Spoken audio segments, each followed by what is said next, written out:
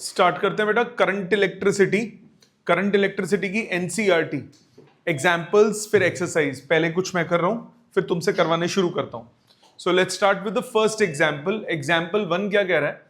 Estimate the average drift speed of conduction electrons in a copper wire of cross sectional area 1 × 10⁻⁷। तो सबसे पहले आपके पास एक copper wire है,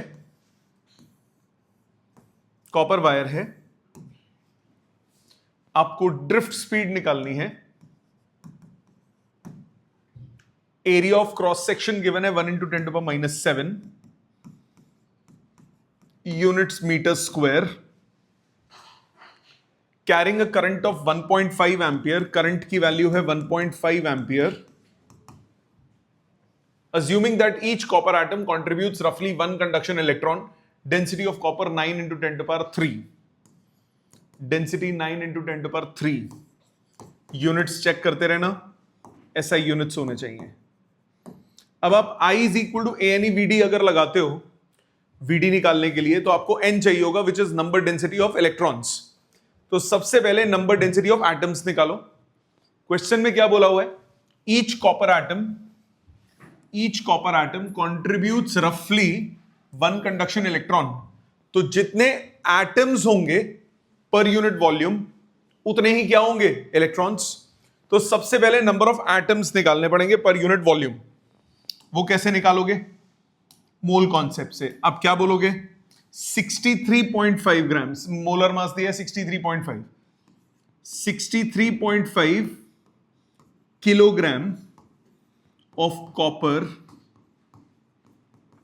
contains 6.023 into 10⁻26 atoms। 23 को 26 क्यों किया मैंने? ग्राम में होता है 23, ये केजी है, SI units. So 63.5 KG of copper में कितने एटम्स हैं? 6.023 into 10⁻26 atom. So 1 kg of copper contains 6.023 into 10⁻26 upon 63.5 atoms।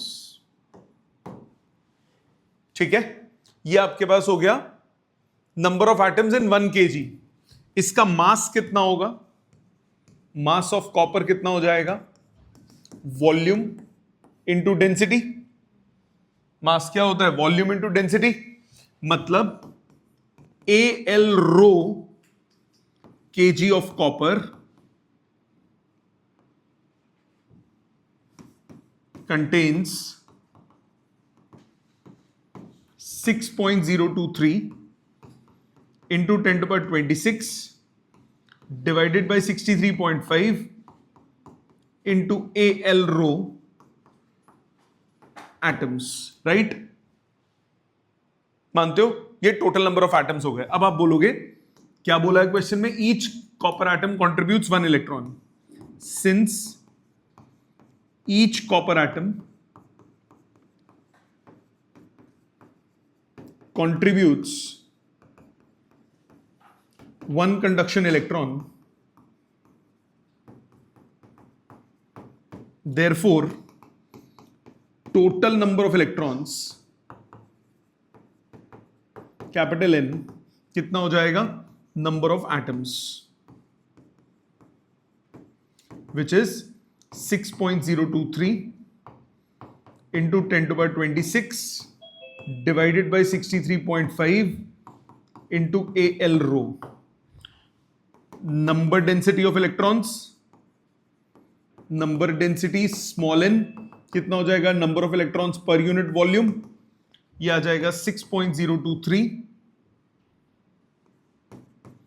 into 10⁻23 upon 63.5 into AL rho divided by AL। AL से L कट गया तो आपको डेंसिटी से मल्टीप्लाई करना है। आपके पास आया 6.023 into 10⁻23 डिवाइडेड 26 मैंने 23 लिख दिया, 26 divided by molar mass in KG into density. Density कितना है? 9 इंटू 10⁻3। यहां तक बात समझ में आ गई? सो इसको एज अ फॉर्मूला भी यूज कर सकते हो आप एमसीक्यूज के लिए। Avogadro's number divided by molar mass multiplied by density. अब ध्यान रखना, मोलर मास आप केजी में ले रहे हो तो एवोगैड्रोस नंबर को भी किस में लोगे? 26 लोगे। या फिर मोलर मास आप 63.5 इंटू 10⁻³ कर दो, ऊपर 10⁻26 रहने दो, कोई फर्क नहीं पड़ता। ठीक है, इसको ऐसे याद रखो। Molar mass Avogadro's number density का formula Avogadro's number divided by molar mass in KG multiplied by density. ये एज अ फॉर्मूला याद रख लो। तो अगर मैं ऐसे करता तो मेरे पास आ जाता 66.023 into 10⁻23 divided by 63.5 into 10⁻³ multiplied by density. वो 10⁻³ ऊपर जाके 26 बन गया। चॉइस आपकी है। ये कैलकुलेट हो जाएगा पक्का? ये कैलकुलेट कर लेते हैं, हाथों हाथ साथ साथ करते हैं। आपके पास है 6.023 इंटू 9 डिवाइडेड बाय 63.5, ये आ गया 0.854 इंटू 10⁻26 और 3 29 इलेक्ट्रॉन्स पर यूनिट वॉल्यूम। आपको निकालना क्या है? आपको निकालना है ड्रिफ्ट वेलोसिटी। ड्रिफ्ट वेलोसिटी का फॉर्मूला I/ANE। करंट कितना? 1.5 ampere. Area of cross section 10⁻⁻7। Number density 0.854 into 10⁻29। ई की value 1.6 into 10⁻19। Got it? Calculate करते हैं, कितना आएगा?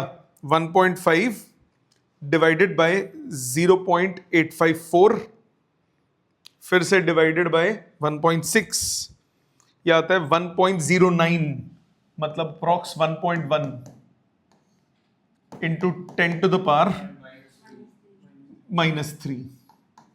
मीटर्स पर सेकेंड, मतलब अराउंड 1.1 मिलीमीटर पर सेकेंड। ये हो गई ड्रिफ्ट वेलोसिटी। ठीक है, रजिस्टर खोल लें सर। यहां तक क्लियर है बात? सेकेंड पार्ट, बी पार्ट, ये हो गया ए पार्ट इस क्वेश्चन का। ए पार्ट सबको क्लियर है? लॉजिकली भी समझ में आ गया? बी पार्ट पे आओ। B part, compare this the drift speed obtained above with thermal speed of copper atoms at ordinary temperature। ordinary temperature room temperature ले लो। रूम टेम्परेचर कितना? 300 केल्विन। ठीक है, सो इसका फॉर्मूला क्या होता है बेटा? थर्मल वेलोसिटी का, thermal velocity √3 kT by molar, √3 kT by m, √3 kT by m। के क्या होता है? Boltzmann constant. कैलकुलेट हो जाएगा?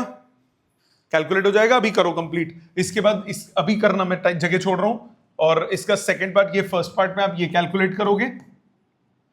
सेकंड पार्ट में क्या बोला?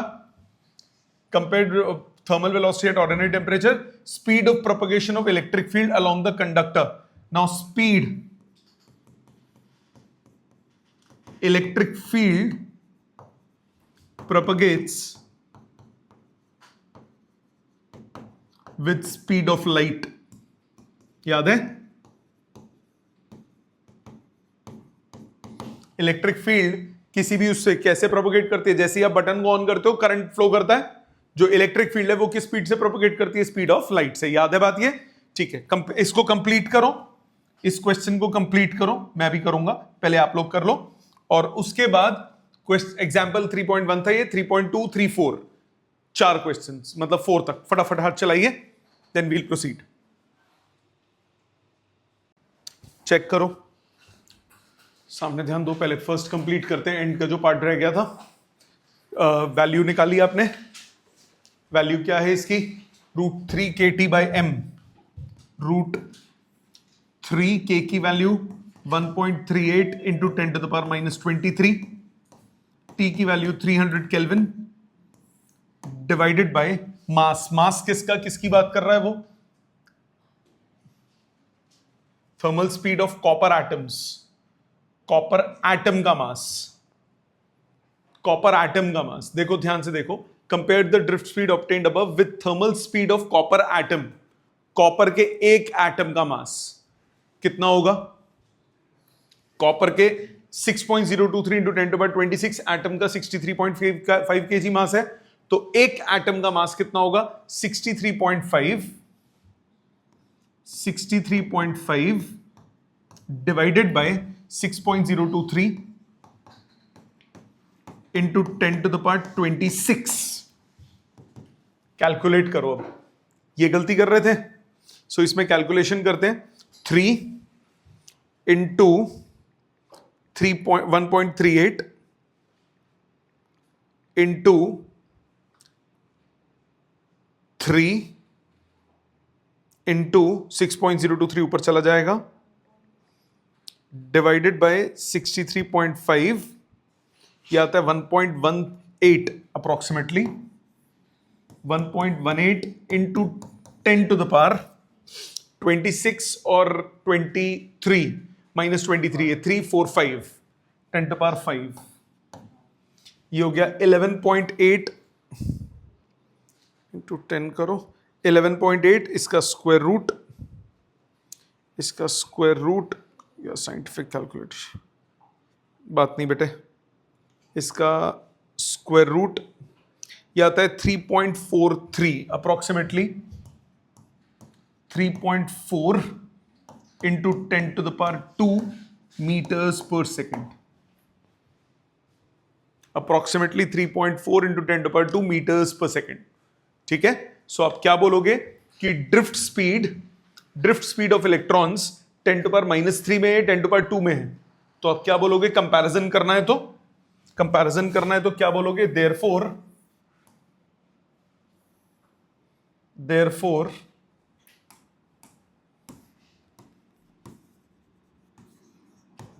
thermal velocity of copper atoms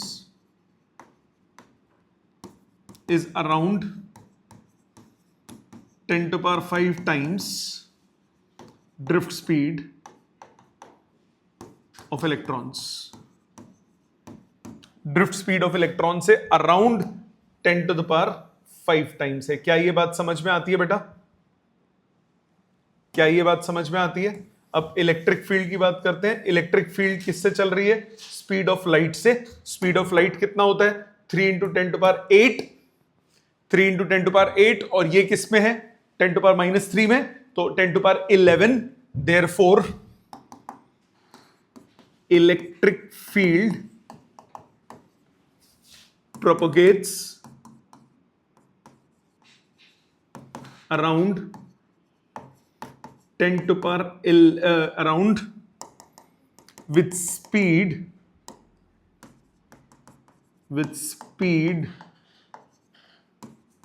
around 10⁻11 times drift speed से अराउंड 10⁻11 टाइम्स। ठीक है, क्योंकि उसने कंपेयर करने को बोला है, वैल्यू निकालने को नहीं बोला। तो वैल्यू निकालोगे, उसके बाद कंपैरिजन करोगे। ठीक है, लॉजिकली समझ में आ गया। आ जाते हैं नेक्स्ट क्वेश्चन पे जो आपने किया सेकंड, इसका फर्स्ट पार्ट। इन एग्जांपल 3.1 जो भी पिछला किया, in example 3.1 electron drift speed is estimated to be few millimeters per second of current for currents in the range of few amperes. Then how is the current established almost the instant circuit is closed?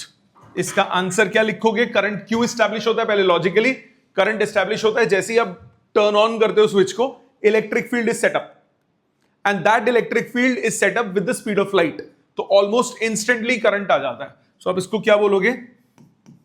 As soon as circuit is turned on. Sir लिख लो, कुछ नहीं जाता, आराम से बैठो, picture देख रहे हो यहां पे।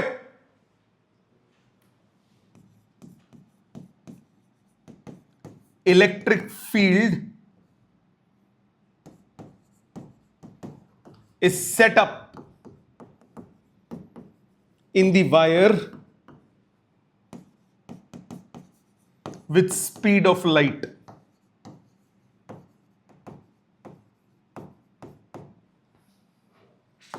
Therefore, electrons from every section of the wire start moving almost instantly.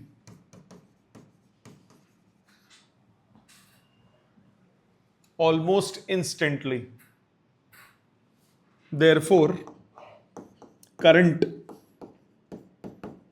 is set up in the wire almost instantly. समझ में आ गई सबको बात? क्लियर है? अप्रोच समझ में आ गई? आंसर फ्रेमिंग कैसे करनी है? B part. The electron drift arises due to force experienced by electrons in the electric field inside a conductor. But the force should cause acceleration. Then why do electrons acquire an average, steady average drift speed? जब electron आप potential difference लगाते हो, electrons start accelerating towards the positive end. They suffer frequent collisions due to other electrons and with metal ions, due to which their average speed reduces greatly. So that is why average speed कम होती है. So when potential difference is applied, potential बोला, when potential difference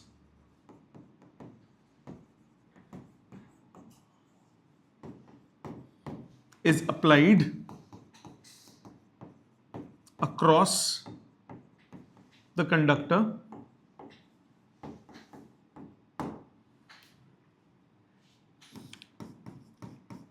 electrons experience force towards positive end of conductor, and they start accelerating towards positive end. While moving, they suffer frequent collisions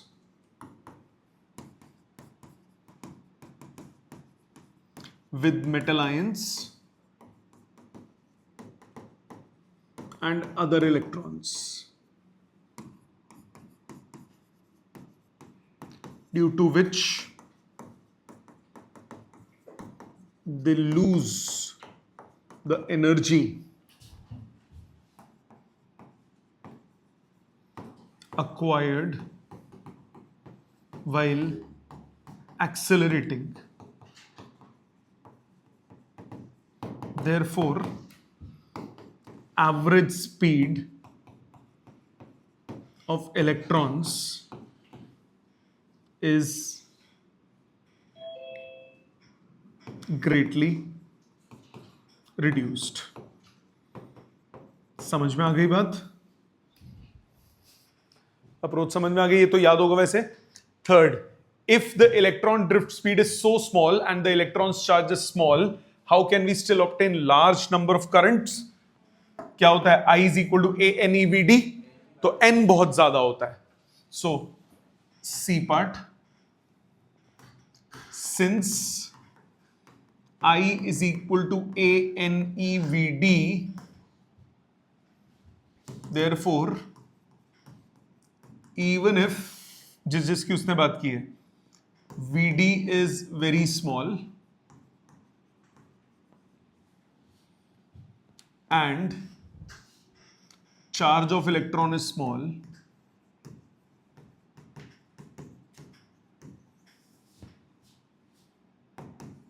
we can get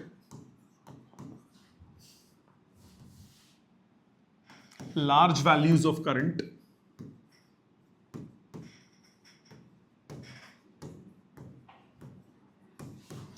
because number density of electrons in a conductor is very large. समझ में आ गई बात? Number density बहुत ज्यादा होती है. ये हो गया सी पार्ट. डी पे आओ. When electron drifts in the metal from lower to high potential, does it mean that all free electrons are moving in same direction? No. No. The net movement of electrons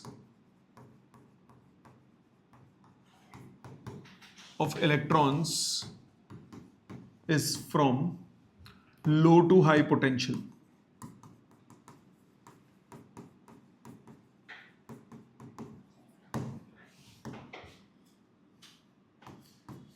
Few electrons might be moving in random directions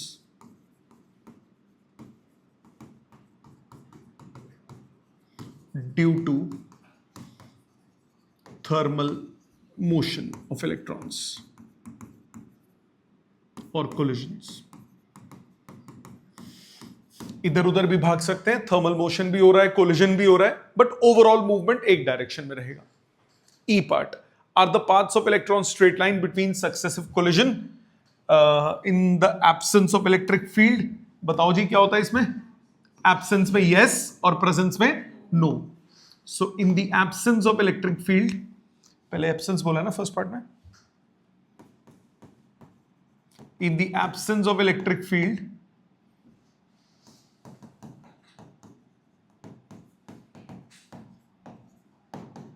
path of electrons is straight, and in presence of electric field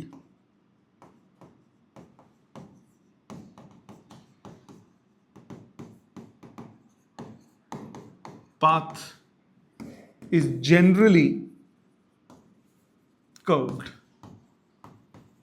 बात समझ में आ गई? Curve क्यों होता है?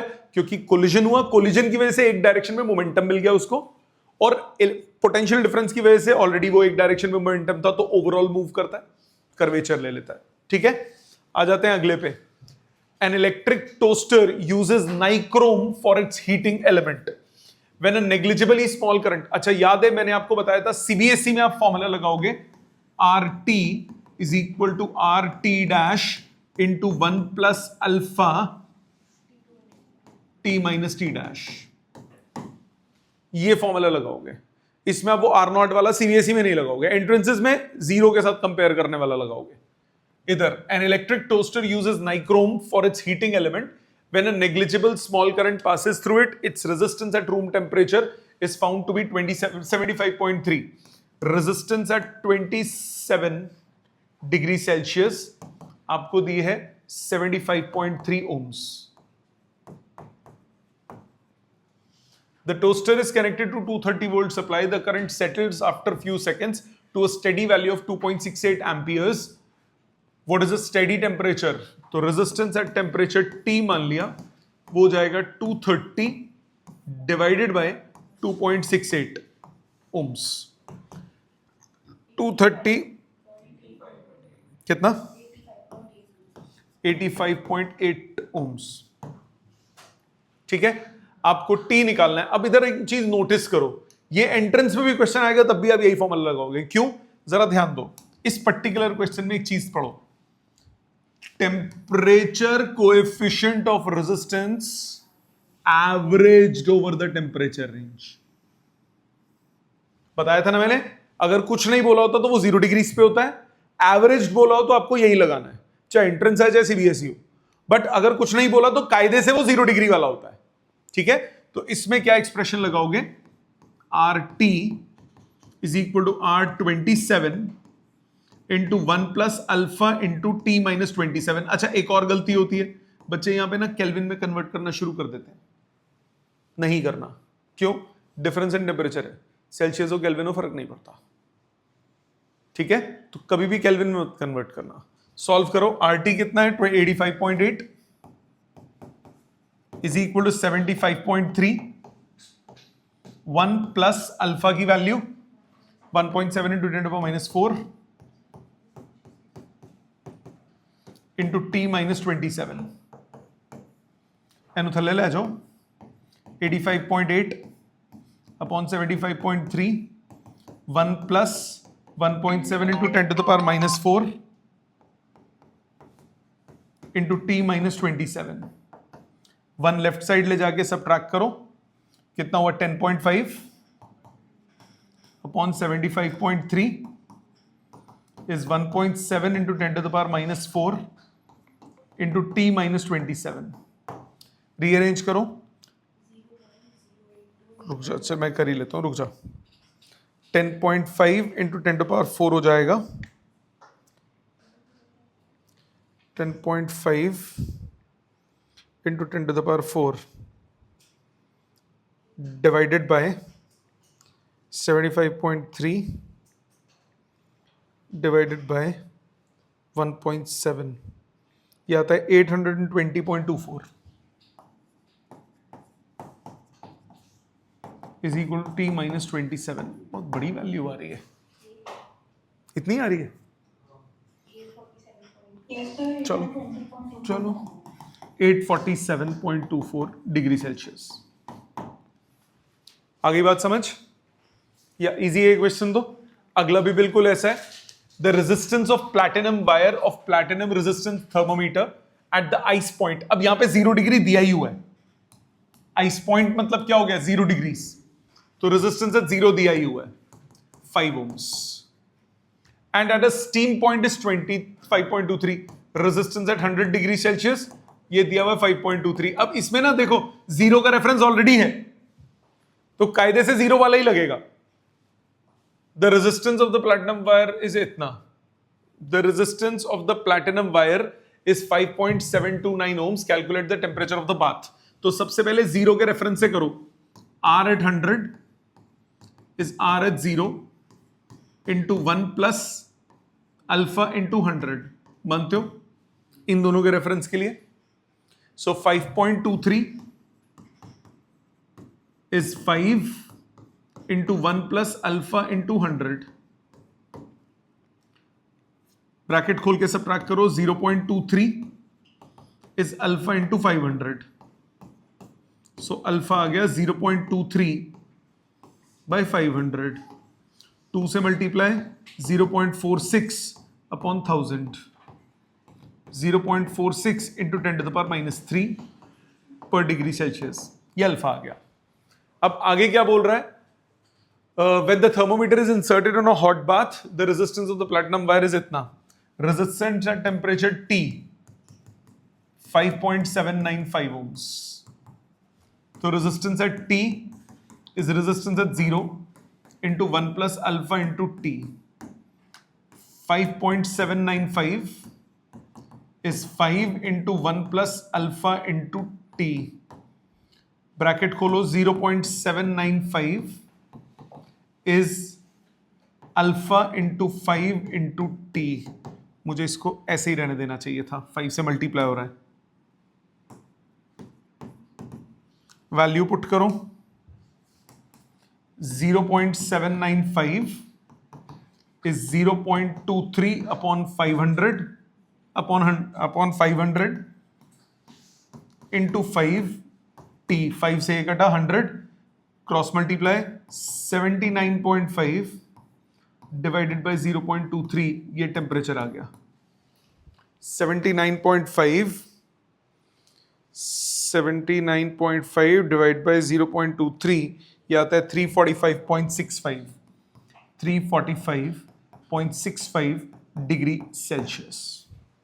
आगे बात समझ? अब इसमें भी देखो 0 का ही रेफरेंस से किया ना, ठीक है? एनसीईआरटी में भी ऐसे ही किया हुआ है 0 के रेफरेंस से। क्लियर? यहां तक बात समझ में आ गई? क्योंकि इसमें ऑलरेडी 0 का दिया हुआ था, नहीं भी दिया हो मेथड ठीक है, बट अगर सिर्फ 2 वाला हो ना तो आप ये वाला अप्लाई करोगे। समझ में आ गई बात? यहां तक क्लियर? ऑनलाइन सबको क्लियर बेटा यहां तक? नेक्स्ट करो एग्जाम्पल 5, एग्जाम्पल 6, एग्जाम्पल 7, 3 क्वेश्चन करो। आपके पास है 10 मिनट, 3 क्वेश्चन अटेम्प्ट कीजिए, चेक कीजिए।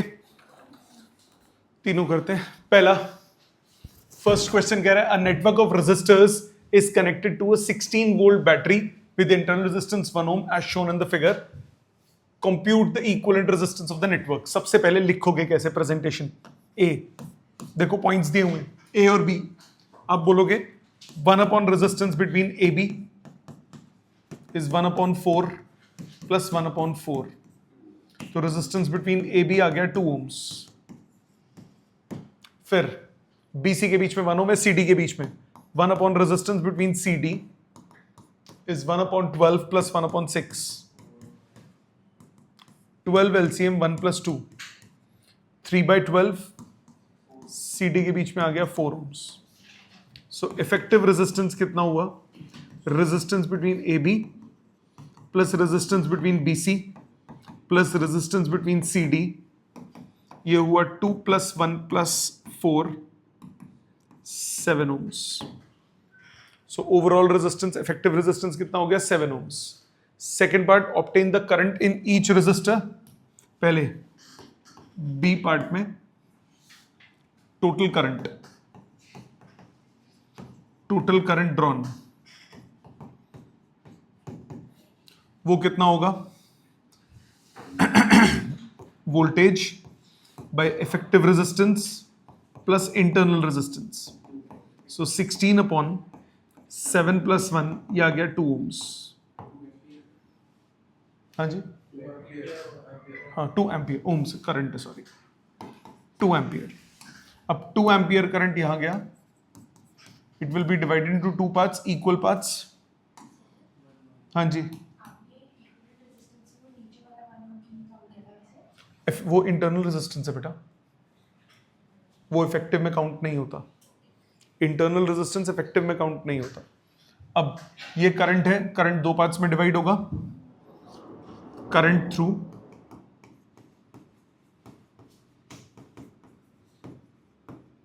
ईच 4 ओम रेजिस्टर, ये हो गया 1 ओम। तो 1 ओम करंट थ्रू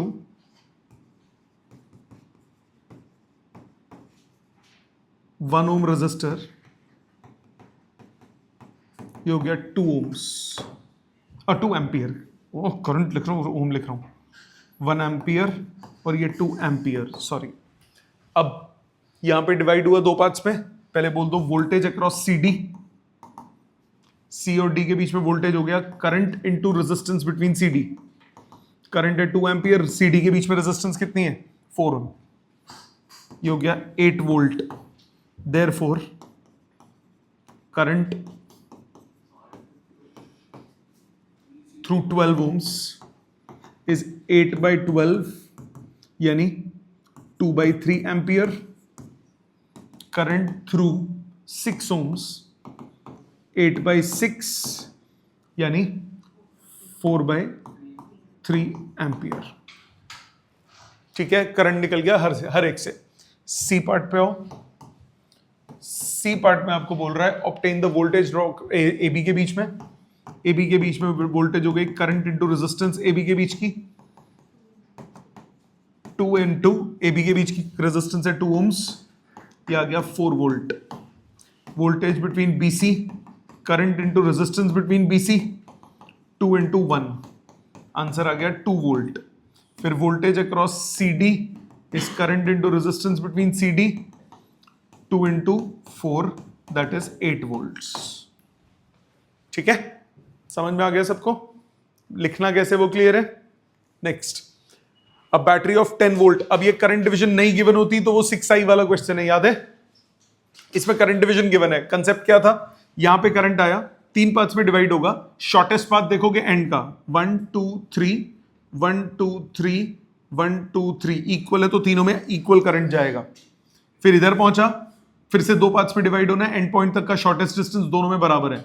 तो I/2 ले लिया। इसी तरह यहां पे भी हर एक में I/2 डिवाइड हो जाएगा। इसमें मैंने आपको बताया था, आप क्या करो, सबसे पहले let effective resistance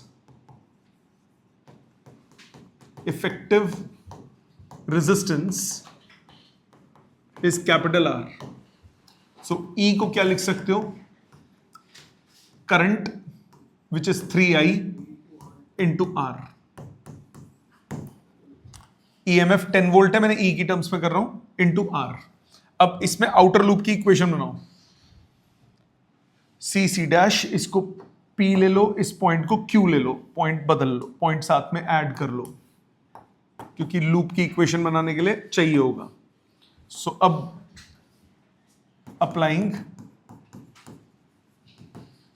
Kirchhoff's voltage law in loop, outer loop A, B, C dash, P, Q, A, इस लूप में लगाओ। अब इधर गए, I इंटू एक वायर की रेजिस्टेंस कितनी है, 1 ohms, I इंटू 1 ohms। फिर इसमें गए I/2 इंटू 1 ohms। फिर इसमें गए I into 1 ohms minus E equals to 0। इसको राइट साइड ले जाओ, 2I plus I/2, 5I/2 is equal to E। तो 5I/2 is 3I into capital R। I से I कट गया तो कैपिटल R आ गया 5/6 ohms। याद आ गया, हमने 6I लेके किया था क्लास में, इसने 3I लेके किया। आप करंट डिवीजन चेंज नहीं कर सकते अगर क्वेश्चन में गिवन हो तो। अगर क्वेश्चन में गिवन हो तो आप करंट डिवीजन बदल नहीं सकते, ठीक है। नेक्स्ट क्वेश्चन, इस किरचॉफ में भी करंट डिवीजन गिवन है, आप बदलोगे नहीं, जो गिवन है वही लोगे। आपको करंट निकालना है इन ईच ब्रांच, तो I1, I2, I3 तीनों निकालते हैं। सो सबसे पहले एक ये लूप ले लेंगे, एक ये लूप ले लेंगे और एक ये लूप ले लेंगे। तो सबसे पहले तीनों लूप्स की इक्वेशन बनाते हैं। लूप ABCA, ऊपर गए, करंट की डायरेक्शन और लूप की डायरेक्शन सेम है, पॉजिटिव, 4I2। नीचे आए, twice of I2 plus I3, current की डायरेक्शन लूप की direction same, plus I1, minus 10 equals to 0। इस लूप की इक्वेशन बनी I1 plus 6I2 plus 2I3 equals to 10। अभी नंबर 1 नहीं लिख रहा हूं मैं, चेंज करूंगा, रीअरेंज करके तब लिखूंगा लूप। दूसरी लूप की इक्वेशन ACDA, लूप ACDA।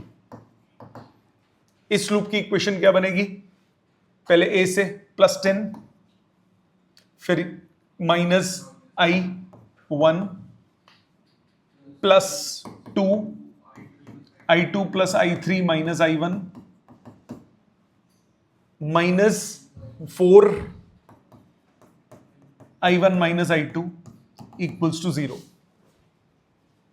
ठीक है, रीअरेंज करो, minus I1 minus 2I1 minus 4I1 minus 7I1, शांति पुत्र, plus 2I2 plus 4I2 plus 6I2 plus 2I3 equals to minus 10।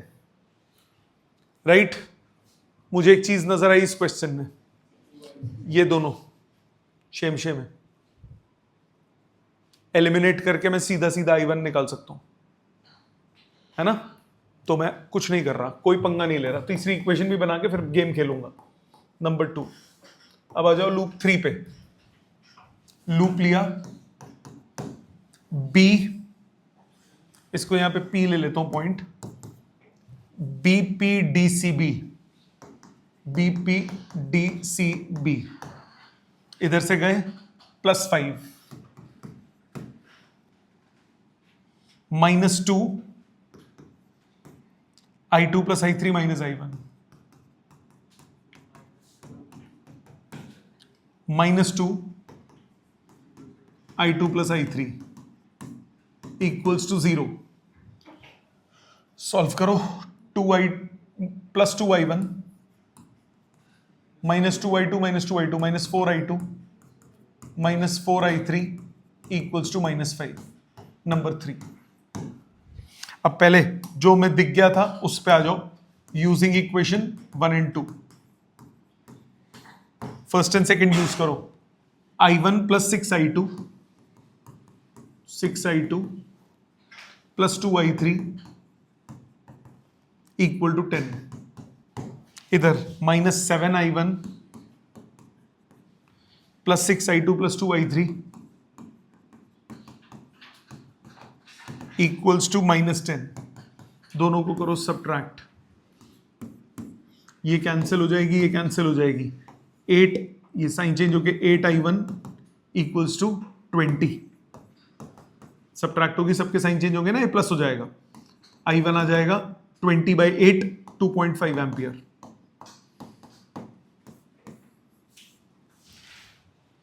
i1 आ गया 2.5। Substituting in any of the first two equations, substituting in first, मेरे पास आया 6i2 plus 2i3, 6i2 plus 2i3 equals to 10 minus i1। 10 minus i1 कितना हो जाएगा? 7.5। और ये इक्वेशन i1 की वैल्यू सब्सटीट्यूटिंग इन थर्ड, तो इन दोनों को उधर ले जाओ। 4i2 plus 4i3 is equal to 2i1, 5 plus 5 10। ये है substituting i1 in third equation. यहां तक बात समझ में आ गई? यहां तक बात समझ में आ गई? 2 कॉमन निकाल के काट दो, 2 कॉमन निकाल के काट दो, फिर ये सेम हो जाएगा कोएफिशिएंट। 2 कॉमन निकाल के काट दूंगा तो यहां 2, यहां 2, यहां 5 आ जाएगा। अब सब्ट्रैक्ट करो, सब्ट्रैक्ट करो दोनों को, ये cancel. 4i2 equals to 2.5, i2 की वैल्यू आ गई 2.5 डिवाइडेड बाय 4, 1.25, 0.625 एम्पियर। i2 आ गया। i3 पे आ जाओ। 2i3 is 5 minus 2i2. So 5 minus 2 into 0.625, 1.25, 3.75। i3 की वैल्यू 1.875 एम्पियर। तीनों निकल गए। समझ में आ गई बात? इक्वेशन सॉल्विंग करनी है जरा। Got it? Clear? Next 8th attempt करो, 9th अटेम्प्ट करो, 10th अटेम्प्ट करो। एग्जाम्पल्स खत्म हो जाएंगे। एग्जाम्पल 8, 9, 10। एग्जाम्पल 8, 9, 10। चलो देखो, सामने देखो। Question number 8। The four arms of the Wheatstone bridge have the following resistances: 100 ohms, 10 ohms, 5 ohms and 60 ohms. ठीक है। A galvanometer of 15 ohms resistance is connected across BD. Calculate the current through the galvanometer when the potential difference of 10 volt is maintained across AC. तो basically आपको IG निकालना है। Kirchhoff law का question है। Balance Wheatstone bridge नहीं है, ratio equal नहीं है। अगर रेशियो इक्वल होती तो मैं सीधा IG की वैल्यू क्या बोल देता? 0। तो अब लूप सबसे पहले लोगे बीच वाला, कोई एक लूप लो। पहले इनर लूप्स ले लेते हैं 2 और एक आउटर लूप ले लेंगे, इसको नाम दे दिया PQ। तो सबसे पहले लूप कंसिडर करा, लूप ABDA। इस लूप में 100i1 plus 15IG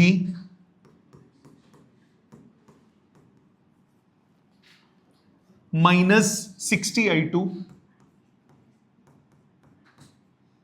equals to 0। So यहां किससे कैंसिल हो? 5 से कैंसिल हो रहा है। 20i1 plus 3IG minus 12i2 equals to 0। ये हो गई फर्स्ट इक्वेशन। दूसरा लूप लेते हैं BCDB, लूप BCDB। इस लूप में 10I1 minus IG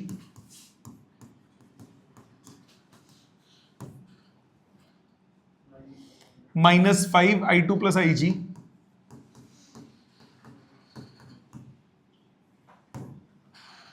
minus 15IG equals to 0। 5 common निकल के कट गया। Twice of I1 minus IG minus I2 plus IG minus 3IG equals to 0।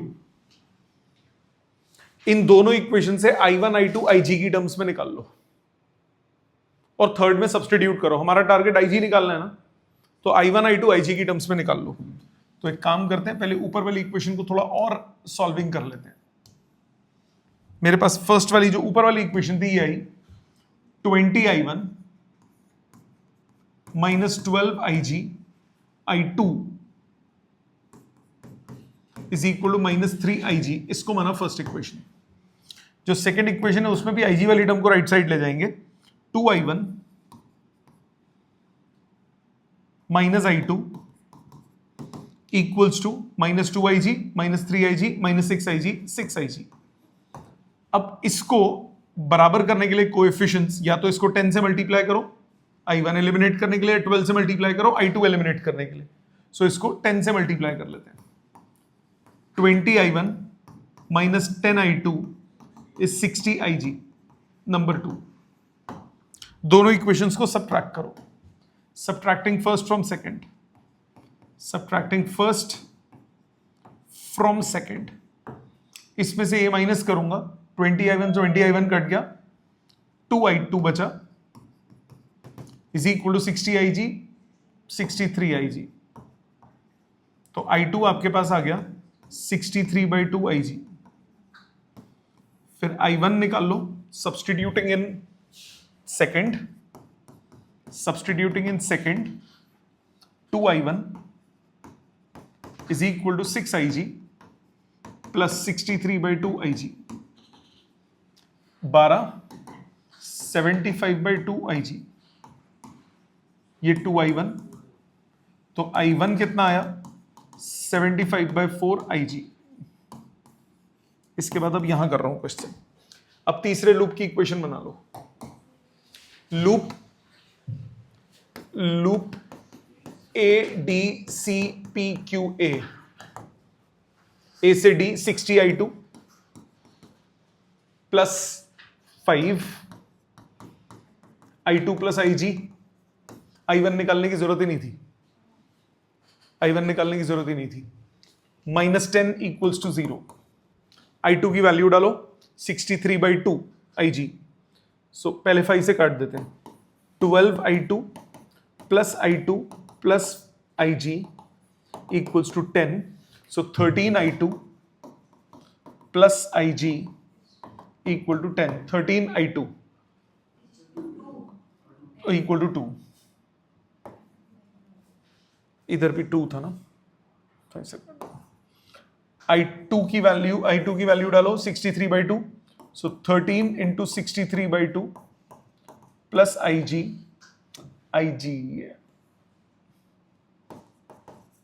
Plus IG equals to 2। 63 into 13 630 और 63 into 3 189। कितना हुआ 9 8 9 10 11 6 7 8 819 और 2 821 IG by 2 is equal to 2। तो galvanometer current मेरे पास कितना आया 4/821 एम्पियर। ये आंसर हो गया। समझ में आ गई बात? क्लियर? एलिमिनेशन कैसे कर रहा हूं, सोच कैसे रहा हूं, वो बात क्लियर है। I1 नहीं भी निकालते तो काम हो जाता, क्योंकि आउटर लूप में सिर्फ I2 यूज हो रहा है। ऑनलाइन क्लियर सबको? Yes, sir. Next. Yes, sir. In a meter bridge, the null point is found at a distance of 33.7 centimeter from A. If now a resistance of 12 ohms is connected parallel with S, तो पहले initially case 1 R by S is equal to 33.7 upon 66.3. First equation. आगे क्या बोल रहा है? If now resistance of 12 ohm is connected in parallel with S. Case 2 if 12 ohms is connected in parallel with S, तो S के parallel में 12 हो गया, तो आपके पास बना R upon 12S upon 12 plus S, और बैलेंस पॉइंट कितना दिया है? 51.9 divided by 48.1. Number 2, determine the values of R and S. दो इक्वेशन, दो वेरिएबल, R बाय S की वैल्यू सब्सटीट्यूट कर दो. Substituting first in second, 12 plus S upon 12, R by S की value 33.7 upon 66.3 is 51.9 upon 48.1. Cross multiply. 12 plus S is equal to 51.9 into 66.3 into 12 divided by 33.7 into 48.1. Calculator करना बेटा, फटाफट calculate करो. 51.9 into 66.3 into 12 divided by 33.7, फिर से divided by 48.1. 25.47. So S कितना हो गया? 25.47 minus 12, सॉल्व करके 13.47 ohms. ठीक है, S आ गया. सब्सटीट्यूट कर दो फर्स्ट में. Substituting in first equation, R की वैल्यू 33.7 अपॉन 66.3 इंटू 13.47. करना कैलकुलेट. इसका करीब करीब आधा आ जाएगा, 6.8 के आसपास.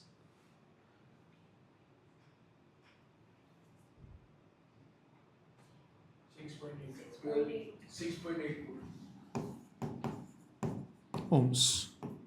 क्लियर? मेथड समझ में आ गया. नेक्स्ट, ये नाम का पोटेंशियोमीटर पर है नहीं, इस पोटेंशियोमीटर वर्ड को भी हटा दूंगा तो कोई दिक्कत नहीं है. ये वायर R0 रेजिस्टेंस की है, आपने मिडल पॉइंट पे कनेक्ट कर दिया. क्वेश्चन में स्पेसिफाइड है मिडल पॉइंट पे कनेक्ट कर दिया. इसको मिडल पॉइंट को मैंने C ले लिया. मिडल पॉइंट को मैंने C ले लिया. सो रेजिस्टेंस बिटवीन AC निकालोगे, आप बोलोगे बिटवीन पॉइंट्स, नहीं B दिया हुआ है, between points A and B R0/2 and R are in parallel. Middle से कनेक्ट किया तो इस वायर की रेजिस्टेंस कितनी हो गई? R0/2, और नीचे कितनी है? R. R0/2 और R पैरेलल में. सो 1 upon resistance between AB is 1 upon R plus 1 upon R0/2. So 1 upon R plus 2 upon R0. तो रेजिस्टेंस बिटवीन AB आ गया R0 by R0 plus 2R. ये AB के बीच में रेजिस्टेंस आ गया. अब इफेक्टिव रेजिस्टेंस कितना हो गया? R इफेक्टिव हो गया resistance between AB plus resistance between BC. AB के बीच का रेजिस्टेंस कितना है? R0 upon R0 plus 2R. R0 upon R0 plus 2R plus BC का रेजिस्टेंस R0/2. R0 कॉमन, क्या बचा?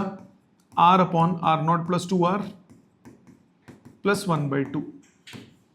LCM low. R0 into 4R plus R0 upon twice of R0 plus 2R.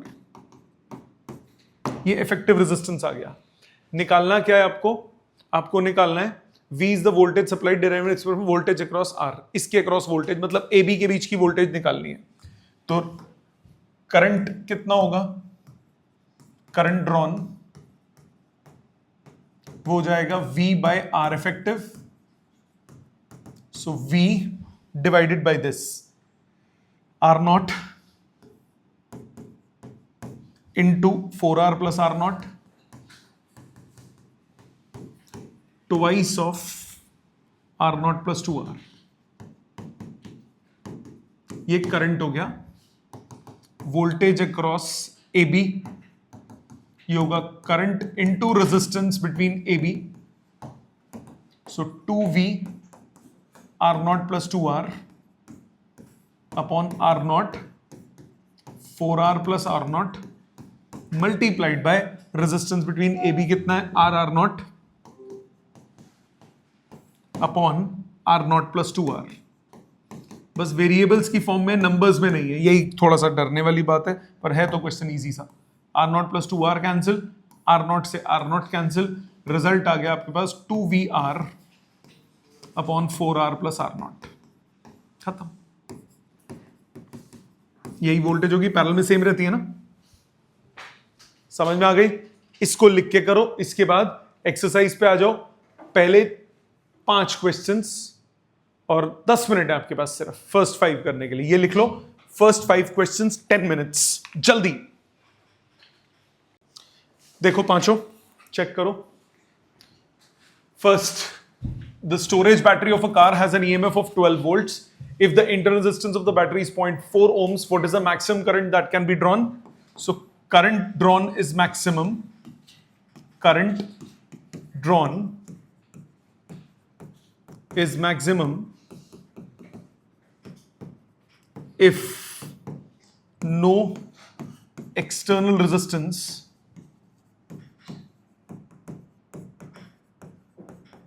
is connected. अगर आप external resistance connect नहीं करोगे तो current maximum होगा. Current होगा कितना? करंट हो जाएगा E I max. ये हो जाएगा E अपॉन इंटरनल रेजिस्टेंस. ये तो चाहिए होगी. सो आंसर आ गया 12 अपॉन 0.4. 0.4 है ना. 120/4 30 एम्पियर. क्लियर पहला. Second question. सेकेंड क्या कह रहा है? A battery of EMF 10 volt and resistance 3 ohms is connected to a resistor. If the current in the circuit is 0.5 ampere, what is the resistance of the resistor? तो आपके पास एक battery है, internal resistance है, battery है 10 volt की, internal resistance है 3 ओम की. आपने एक एक्सटर्नल रेजिस्टर कनेक्ट कर दिया कैपिटल R. करंट आपको दिया है 0.5 एम्पियर. सो करंट की वैल्यू क्या होती है? करंट होता है EMF upon external resistance plus internal resistance. So 0.5 is equal to 10 upon capital R plus 3. So R plus 3 equal to 20.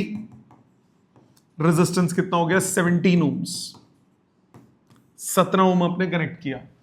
आगे, what is the terminal voltage of the battery when the circuit is closed? Terminal potential difference. Since battery is getting discharged, battery is getting discharged,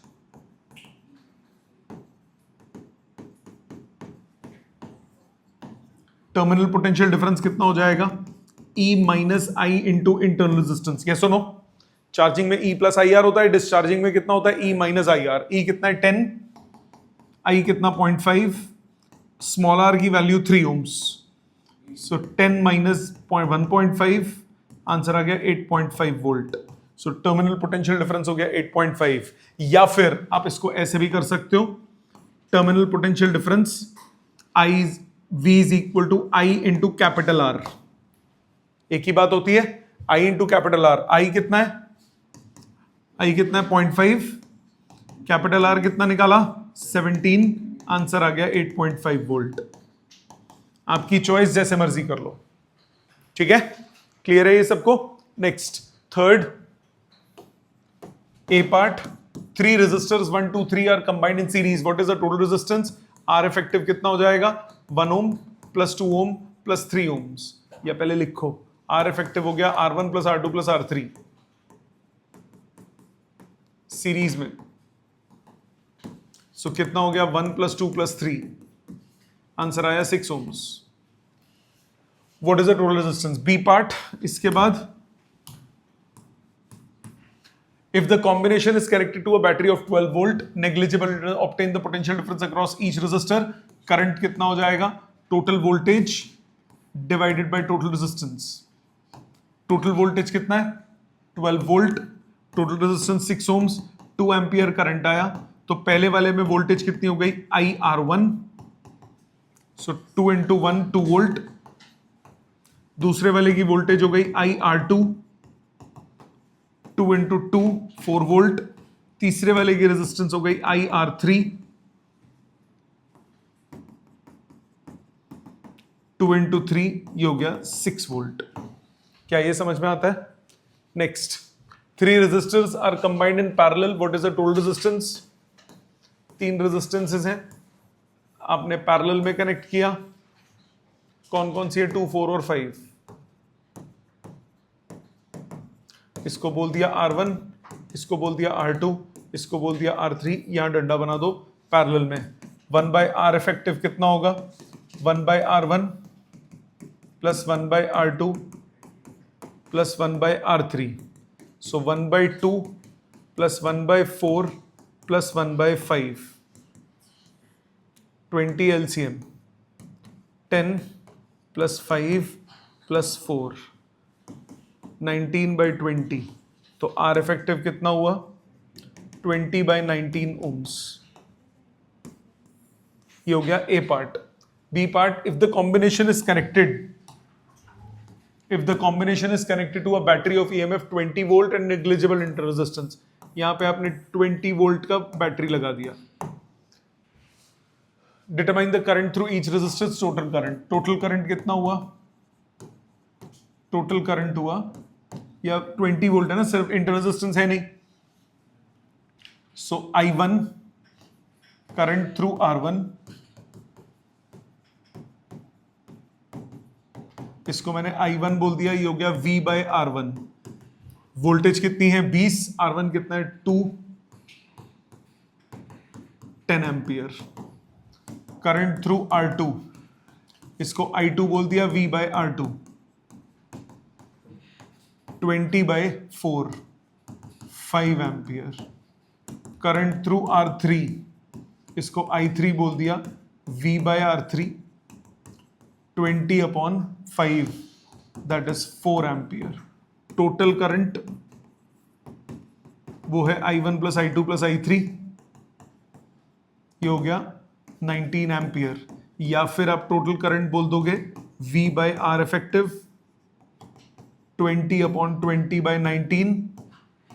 answer आ गया 19 ampere. आपकी choice, जैसे मर्जी approach कर लो.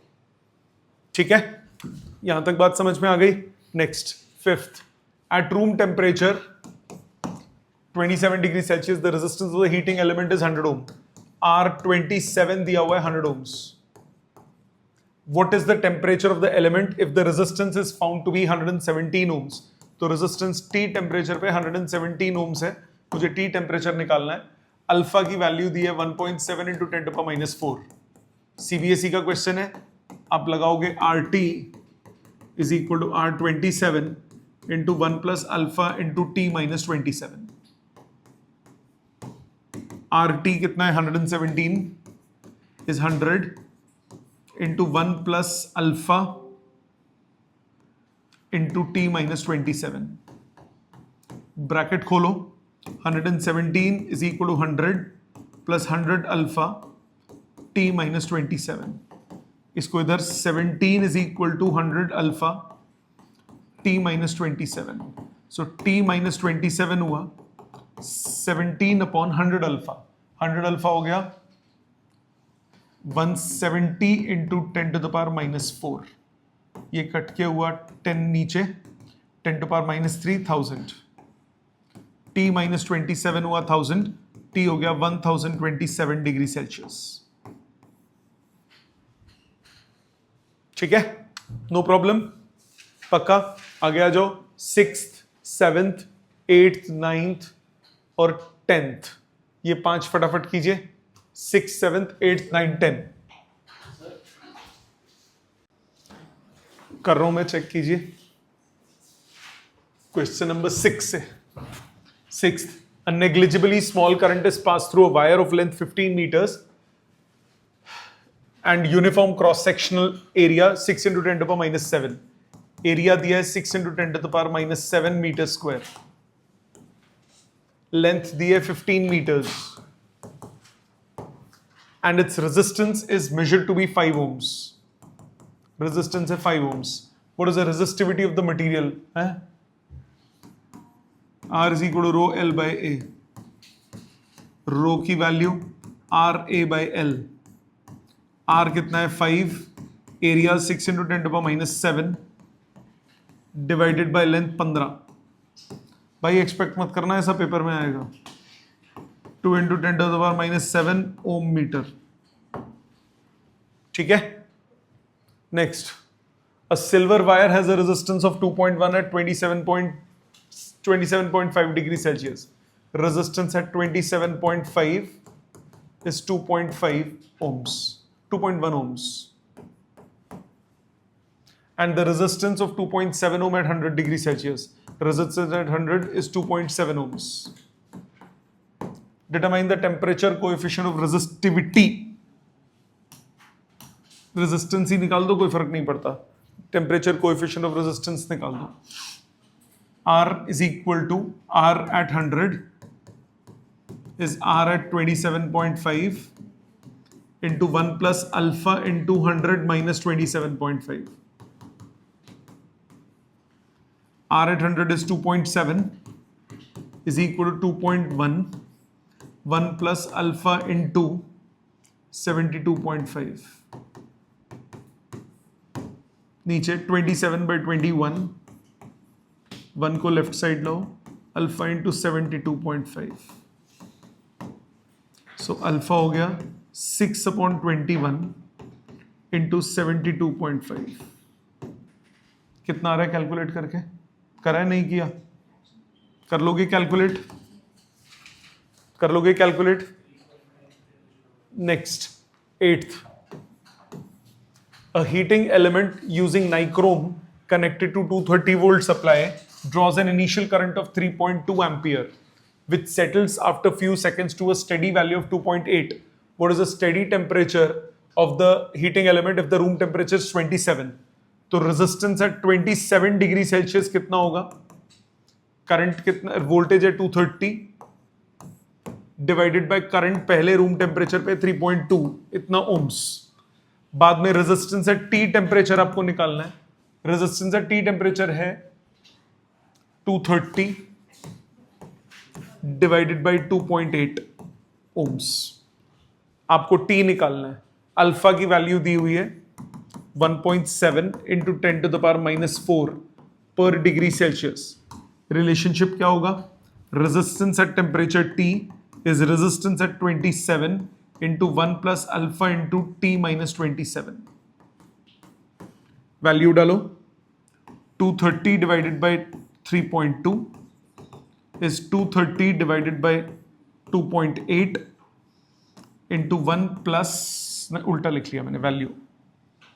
230 divided by 2.8 is equal to 230 divided by 3.2, 1 plus alpha into T minus 27. Cancel हुआ. 32 by 28, 8 Chowk 32, 32 by 28, तो 8 by 7 is equal to 1 plus alpha into T minus 27. 1 को इधर लाओ. 1 by 7 is alpha into T minus 27. Alpha की value दी हुई है T minus 27 is 1/7 into 1.7 into 10 to the power minus 4. So T minus 27 is 10 to the power 4 upon 1.7 into 7. ये calculate हो जाएगा बेटा. ये वाला 10 to the power 4 होता है 10,000. 84 कैसे आ सकता है? ये कितना आ रहा है सॉल्व करके? ये 840 आ रहा है. 840 पूरा 0.23. सो T कितना हो जाएगा? 867.23 डिग्री सेल्सियस. ठीक है. मेथड समझ में आ गया। नेक्स्ट किरचॉफ लॉ लगाते हैं इसमें। आपके पास टोटल करंट मान लिया I, इधर गया I1, इधर गया I माइनस I1, इधर गया I2, इधर गया I1 माइनस I2 और ये जुड़ गए I minus I1 plus I2, ये सब जुड़ के वापस I आ गया इधर। इसको पॉइंट ले लिया P, इसको ले लिया Q। पहला लूप ले लो, 1 2 और ये 3 आउटर लूप। पहले लूप लिया ए बी, इधर नाम नहीं दिया हुआ, D, A B D A loop, plus 10 I1 plus 5 I2 minus 5 I minus I1 equals to 0। 5 common निकाल के काट दो, 2I1 plus I2 minus I minus I1 equals to 0। So 3I1 plus I2 equal to I, number 1। दूसरा loop लो, loop BCDB, 5I1 minus I2 minus 10 I minus I1 plus I2 minus 5I2 equals to 0। 5 common निकाल के उड़ाओ, I1 minus I2 minus twice I minus I1 plus I2 minus I2 equals to 0। So I1 2I1 3I1 minus I2 minus 2I2 minus I2 minus 4I2 equal to 2I, number 2। इन दोनों equation से I1 I2 निकाल लो I की terms में, फिर third में put करेंगे using 1 and 2। 3I1 plus I2 equal to I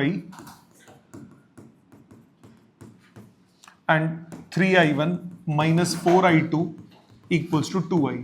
दोनों को किया सब्ट्रैक्ट, ये cancel, 5I2 equals to minus I, I2 मेरा आ गया minus I by 5। Substitute in first, 3I1 minus I by 5 equals to I. So 3I1 is 6 by 5 I. So I1 आ गया 2 by 5 I। I1 I2 निकल गए। अब आ जाओ loop, outer loop, loop ADCPQA, ADCPQA, 5I minus I1 plus 10I minus I1 plus I2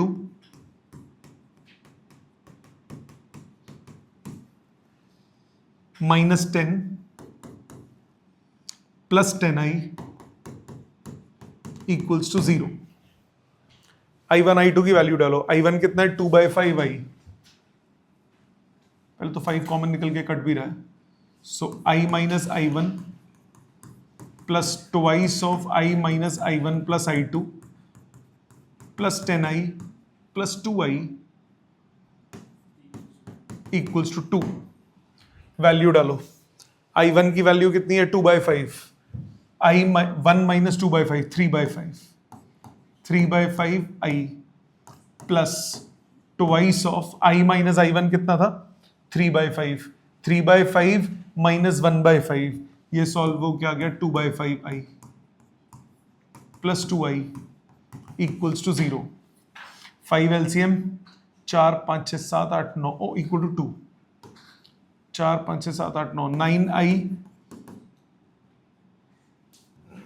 5 LCM लिया ना, 4 5 6 7 7 और 10 17, 17I equal to 10, I की वैल्यू आ गई 10 by 17 एम्पियर।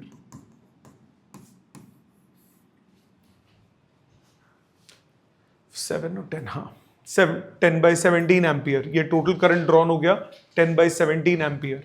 इसके बाद I2 की वैल्यू, I1 की वैल्यू कितनी आई, I1 आ गया इसका 2/5, 17 पंजे 85 एम्पियर। एक मिनट 2/5 था ना, एक मिनट 2/5 था ना, सो 2/5 मतलब 4/17 एम्पियर, और I2 कितना आया -I/5 -2/17 एम्पियर। अब आपको निकालना क्या है वो देखो, आपको निकालना है करंट थ्रू ईच ब्रांच। तो आपका रिजल्ट होगा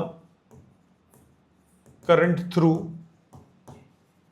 ए बी ब्रांच में है I1, ये हुआ 4/17 ampere. Current through B C है I1 माइनस I2, I1 में से I2 माइनस करो, 6/17 ampere. Current through AD branch में है I माइनस I1, 6/17 एम्पियर।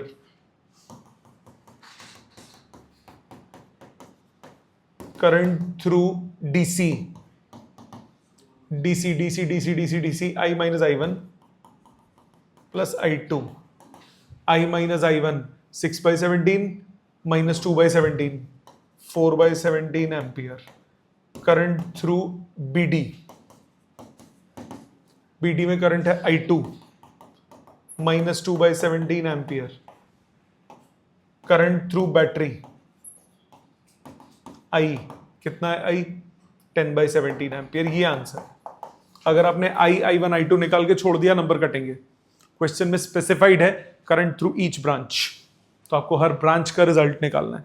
अब आपकी भले ही करंट डिवीजन डिफरेंट हो, आपके I1 वैल्यूज फर्क हो, फाइनल रिजल्ट्स मैच करेंगे।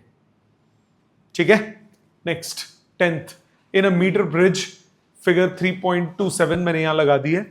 The balance point is found to be 39.5 from A when the resistance S is of 12.5 ohms. तो R by 12.5 is equal to 39.5 upon 60.5। तो R की value निकल गई 39.5 इंटू 12.5, कैलकुलेटर करो फटाफट, अपॉन 60.5। कैलकुलेट करके answer बताओ बेटा जल्दी, पक्का 8.2 ohms। सो R हो गया 8.2, चलेगा। Why are the connections, determine the resistance R, why are the connections between resistors in the Wheatstone are made with thick copper wire? They are made with thick copper wire, with thick copper wire, so that their resistance become negligible। Additional resistance नहीं होनी चाहिए, because R inversely proportional to area होता है। So area अगर ज्यादा होगा, अगर area ज्यादा होगा तो रेजिस्टेंस क्या हो जाएगी, कम हो जाएगी। R is equal to rho L by A। B part बोला, determine the balance point of the bridge above if R and S are interchanged। तो S by R is L upon 100 minus L। तो S कितना है, S कितना है 12.5, 8.16 is equal to L upon 100 minus L। So 1250 minus 12.5 L is equal to 8.16 L। So 1250 is equal to 20.66। तो L की value कितनी आई, करो आंसर निकालो। 1250 डिवाइडेड बाय 20.66 सेंटीमीटर, कैलकुलेट करो जरा। 60, अच्छा वो तो आना ही था, इंटरचेंज किया तो ठीक है। 60.5। C part, what happens if the galvanometer cell are interchanged, the balance point on the Wheatstone bridge, there will be no effect। याद है एक्सप्लेनेशन किया था, there will be no effect on the balance point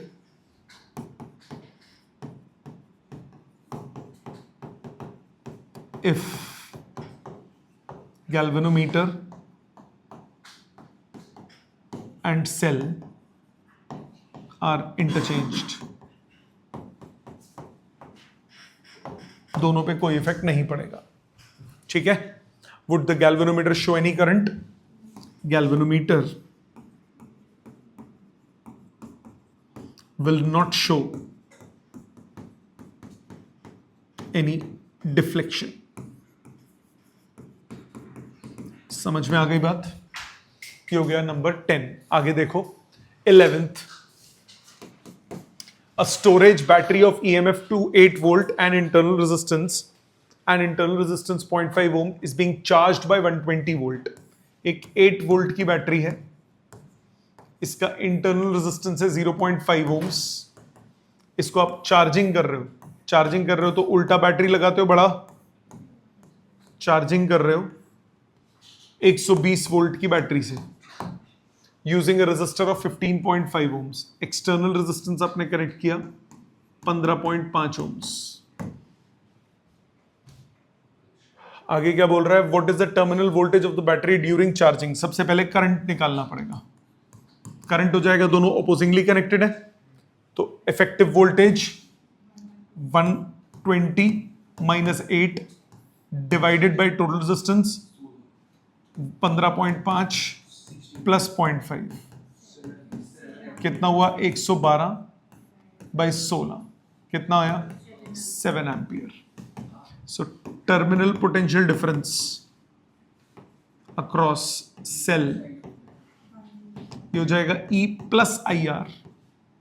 E कितना? 8 plus 7 into 0.5, 8 plus 3.5, 11.5 volt. Terminal potential difference का answer आया 11.5। What is the purpose of having a series resistor? The purpose of having series resistor is to control the value of current flowing in the circuit। Circuit में current को check पे रखने के लिए कि बहुत ज्यादा ना हो जाए तो आपको सीरीज रेजिस्टर लगाना पड़ेगा, अदरवाइज बहुत ज्यादा करंट होगा, वायर्स खराब हो सकती हैं या डिवाइसेस खराब हो सकते हैं। ठीक है। Next 12th is not in syllabus. 12th is not in syllabus. ये पुरानी बुक से मैं करा रहा हूं क्योंकि एडिशनल एक्सरसाइज भी करानी थी, 12th कोर्स में नहीं है। 13th पे आ जाओ। The number density of free electrons in a copper conductor is estimated in example 3.1 is इतना। तो नंबर डेंसिटी दिया हुआ है 8.5 into 10 to the power 28 per meter cube. How long does an electron take to drift from one end of the wire to the other end? Time निकालना है। Time कितना हो जाता है? Distance upon speed. तो सबसे पहले आपको ड्रिफ्ट स्पीड निकालना पड़ेगा। ड्रिफ्ट स्पीड के लिए आपको एरिया ऑफ क्रॉस सेक्शन दिया हुआ है 2 into 10 to the power minus 6 metre cube और करंट दिया हुआ है 3 एम्पियर। सो ड्रिफ्ट वेलोसिटी कितना होगा? I upon ANE। करंट है 3 एम्पियर, एरिया की value 2 into 10 to power minus 6, number density 8.5 into 10 to power 28, E की value 1.6 into 10 to the power minus 19। कितना आया सॉल्व करके? बाद में देखेंगे, रुक जाओ, जरूरत नहीं, रुक जाओ। यहां तक बात क्लियर? सो टाइम निकालना है। टाइम होता है डिस्टेंस अपॉन ड्रिफ्ट वेलोसिटी। क्योंकि मैं इसको डिवाइड कर दूंगा, ये ऊपर आ जाएगा ना अपने आप, तो वो कैलकुलेशन बच जाएगी। डिस्टेंस कितना है? लेंथ कितना है? 3 metre upon drift velocity 3 upon 2 into 10 to power minus 6 into 8.5 into 10 to the power 28 into 1.6 into 10 to the power minus 19। 3 से 3 कैंसिल हो गया, ये हो गया 17। 16 इंटू 17 16 से 256 होता है। 256 में 16 जोड़ो 272 27.2 into 10 to the power -25 + 28 3 seconds answer. ठीक है, समझ में आ गई बात। आ जाओ नेक्स्ट पे, एडिशनल एक्सरसाइजेस पे। एडिशनल एक्सरसाइजेस के पहले दो एक मैं कर देता हूं, फिर तुम करना। 14th, the earth surface has a negative surface charge density of 10⁻⁹ metre square. ये धरती माता की सतह है, इसकी सिग्मा की वैल्यू दी है 10⁻⁹ coulomb per metre square. The potential difference of 400 kilovolt between the top of the atmosphere and the surface results in the current of only 1800 ampere over the entire globe. If there were no mechanism of sustaining atmospheric electric field, how much time would be required to neutralize the earth's surface? अर्थ की surface को neutralise करना चाहता है, तो अर्थ की surface पे पहले total charge निकालो। टोटल चार्ज अर्थ की सरफेस पे कितना हो जाएगा? टोटल चार्ज हो जाएगा Q is equal to sigma into area. Sigma क्या होता है? Charge upon area. तो चार्ज कितना हो गया? Sigma into area. सिग्मा कितना दिया हुआ है? 10⁻⁹। एरिया हो गया 4πr²। सो 10⁻⁹ into 4 into 3.14 into radius. Radius दिया हुआ है 6.37 का स्क्वायर। ये नहीं 6 चुल मचानी है इसमें। ठीक है, यहां तक समझ में आया? ये गंदी सी कैलकुलेशन हो जाएगी, करके बताओ आंसर इसका कितना आ रहा है? 6.37 का स्क्वायर, 6.37 का square into 3.14 into 4। 6.37 into 6.37 into 3.14 into 4 509.64 into 10⁻³ तो अराउंड 5.1 इंटू 10⁻5 कूलम। इतना चार्ज आया, अराउंड इतना चार्ज आया। अब करंट आपको कितना है अर्थ में? डिस्चार्जिंग करंट कितना है? डिस्चार्जिंग करंट क्वेश्चन में दिया है कितना? 1800 एम्पियर। कहाँ है? कहीं था ना, ये रहा 1800 एम्पियर। तो टाइम कितना हो जाएगा? करंट क्या होता है? Charge upon time. तो टाइम क्या होगा? Charge upon current. तो ये आया 5.1 इंटू 10⁻5 डिवाइडेड बाय 1800। इतनी देर लगेगी। कर लोगे कैलकुलेट? समझ में आया? देखने में कितना डरावना क्वेश्चन है ना, और है कितना पोपट सा। चार्ज दिया हुआ है, करंट दिया हुआ है, कह रहा है कितनी देर लगेगी पूरा न्यूट्रलाइज होने में। डिस्चार्जिंग करंट है, खत्म होगी कहानी। ठीक है, next 6 lead acid type of secondary cells, each of EMF 2 volt and resistance 0.015 are joined in series. So total हो गया बेटा 6 into 1.6 into 2 12 volt। पहले 6 बना लेता हूं। 1 2 3 4 5 6। ये 6 सीरीज में लगा दिए। 2 volt 0.5 ohms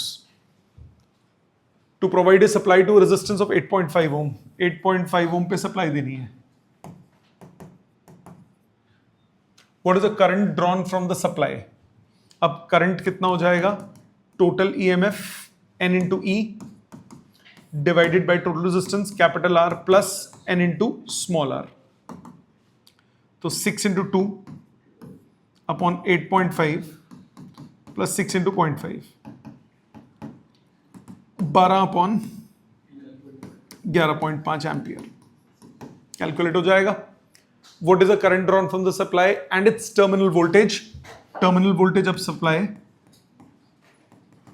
terminal voltage of supply ये हो जाएगा E NE minus I into NR। NE कितना हो गया? 12 वोल्ट। I की वैल्यू 12/11.5 इंटू 3। हाँ जी 0.5। ओह शिट 0.015 है। सॉरी मैंने 0.5 लिख के सॉल्व कर लिया। 0.015 0.015, 15 छक 90, 0.09, 12/8.59, यही होगा ना? 0.09, 15 छक्के 90, हाँ ठीक है। इतना एम्पियर कितना आ रहा है, कैलकुलेट करके बताना। वैल्यू बताओ। 1.39 एम्पियर। यहां पे सब्सटीट्यूट करो 12 माइनस 1.39 इंटू 0.09, बताना कैलकुलेट करके। 0.09 नहीं आएगा ना, 6। 1.39 इंटू 0.09 और इसमें 12 में से माइनस कर दो, 11 पॉइंट समथिंग आ जाएगा। 11.88 वोल्ट। ठीक है, समझ में आ गई बात। अगला, a secondary cell after long use has an EMF of 1.9 volt and a large internal resistance of 380 ohms. What maximum current can be drawn from the cell? So maximum current क्या होगा? Maximum current क्या हो जाएगा जब EMF हो, external resistance zero हो, सिर्फ internal resistance हो। आर क्या ले लोगे? 0। So EMF 1.9 divided by 380, 5 ampere. Therefore, since current is very low, therefore it won't be able to start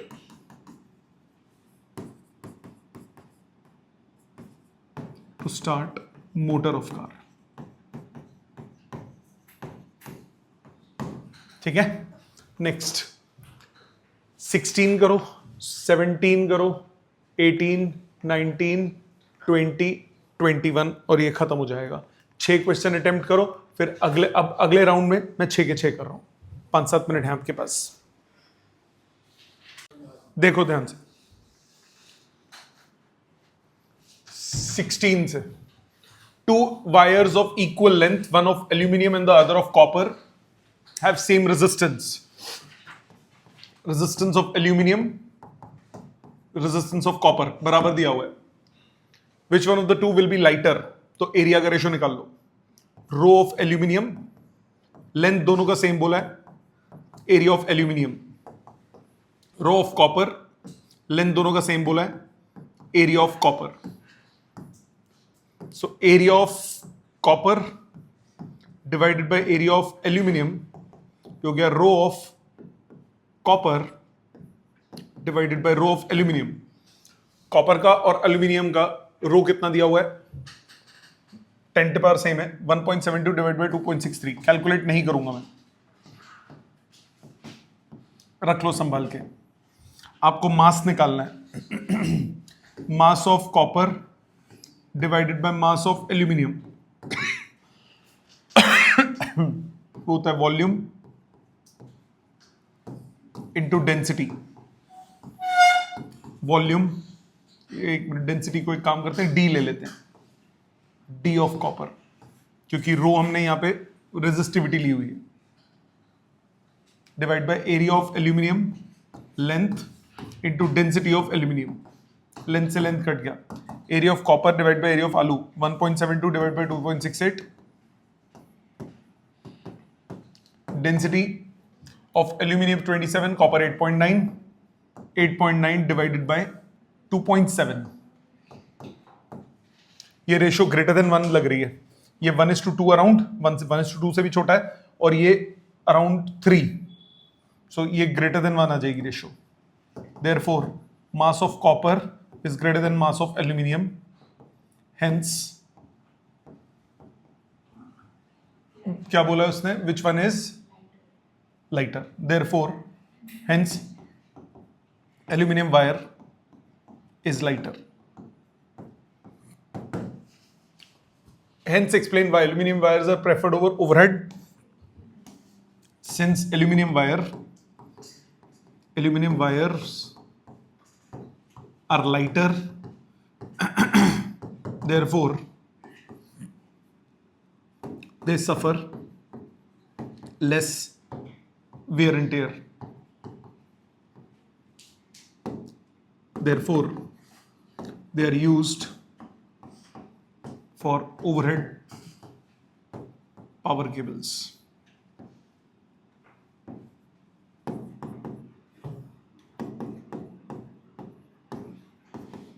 ठीक है, समझ में आ गया? Next, what conclusion can you draw from the following observations of the resistor made of aluminium? अब सबसे पहले हर एक की रेजिस्टेंस निकालो या ग्राफ प्लॉट करो, तुम्हारी चॉइस है। ग्राफ प्लॉट करते हैं, ग्राफ प्लॉट करते हैं वोल्टेज और करंट के बीच में। 3.94 वोल्टेज कितनी है? 3.94, 7.87, 11.8, 15 और 158 तक गया। थोड़ा बड़ा बनाना पड़ेगा ग्राफ, ग्राफ थोड़ा बड़ा चाहिए।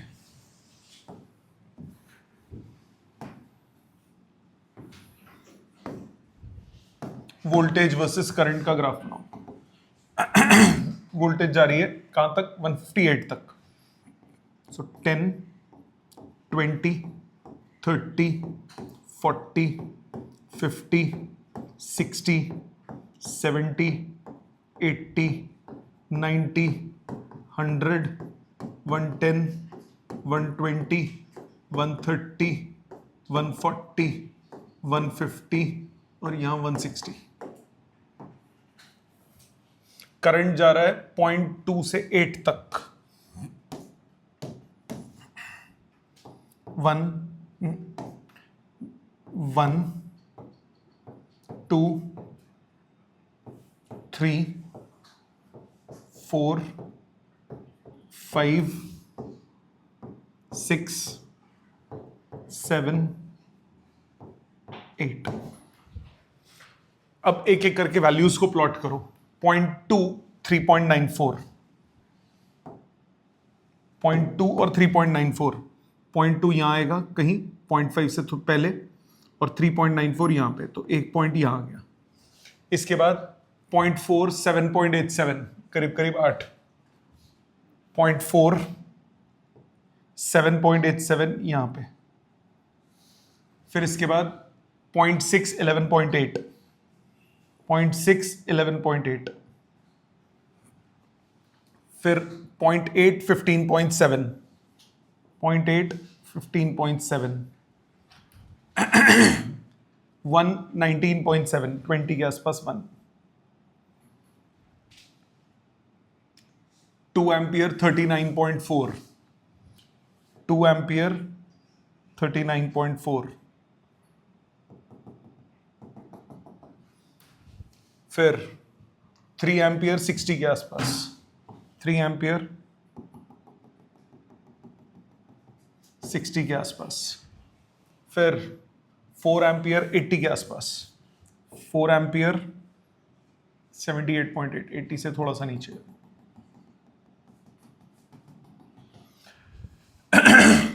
देन 5 एम्पियर 100 के आसपास।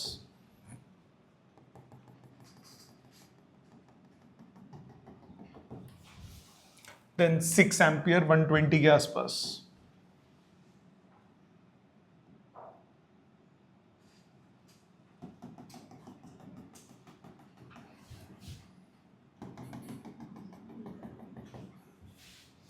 देन 7 एम्पियर 140 के आसपास।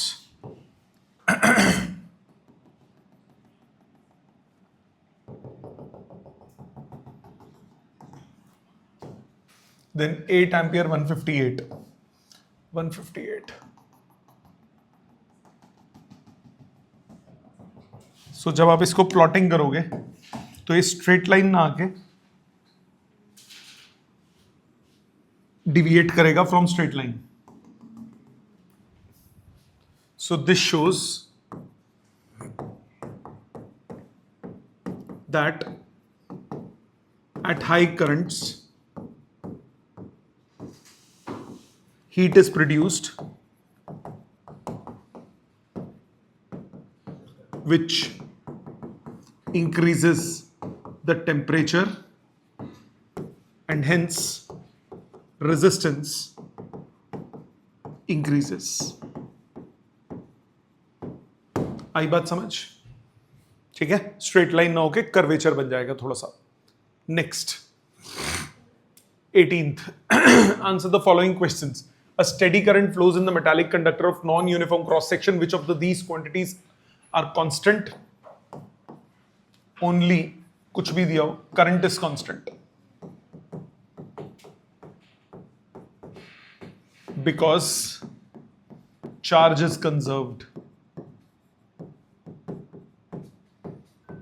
चार्ज कंजर्व्ड रहेगा, जितना करंट जितना चार्ज पर सेकंड आएगा उतना जाएगा भी, क्योंकि चार्ज हमेशा क्या है, कंजर्व्ड। ऐसा नहीं होगा कि चार्ज कम आए ज्यादा जाए। Second part, B part, is ohm's law universally applicable for all conducting elements? If not, give examples. No, it is not applicable for all conducting elements.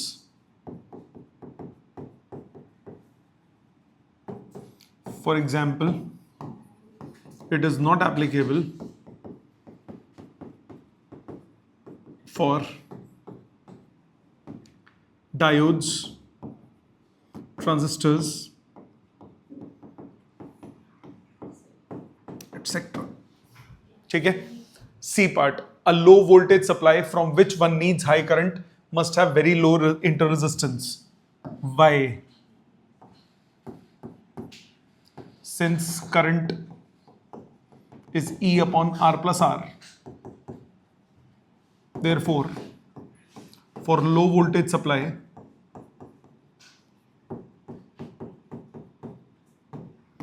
resistance must be kept low so that we get greater current. I inversely proportional to resistance. Next, a high tension supply of say 6 kilovolt must have very large internal resistance so that it must have large internal resistance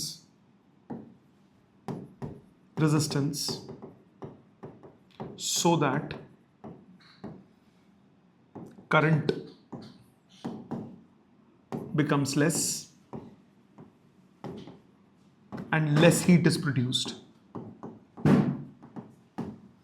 नहीं तो wires पिघल जाएंगी, wires पिघल जाएंगी। इतना ज्यादा current होगा अगर रेजिस्टेंस कम होगी तो, कि इतनी हीट प्रोड्यूस होगी कि वायर्स मेल्ट कर सकती हैं। ठीक है।